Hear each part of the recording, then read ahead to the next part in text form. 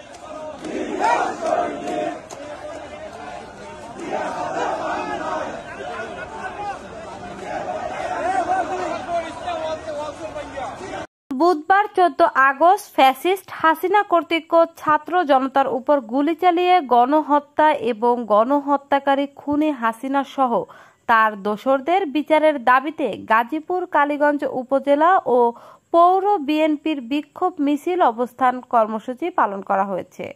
সমাবেশে বক্তাগণ বলেন, বিডিআর বিদ্রোহের ঘটনায় সেনা কর্মকর্তাদের হত্যাকাণ্ড, হেফাজতের আলেমদের ওপর গণহত্যা, সাংবাদিক দম্পতি সাগর রুনির হত্যা সহ বিগত ১৭ বছর ধরে গণতন্ত্র পুনরুদ্ধারের সংগ্রামে লড়াইরত ইলিয়াস আলী সহ বিএনপি ও বিরোধী রাজনৈতিক দলের নেতাকর্মী এবং সাধারণ মানুষকে গুম, খুন, হত্যা, নির্যাতনের বিচার দাবি করেন।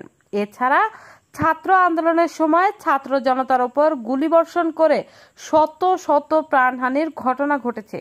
এসব অভিযোগে শেখ হাসিনা ও তার দোসরদের বিচার দাবি করা হয় সমাবেশে। লিমা আক্তার, স্বাধীন ৭১।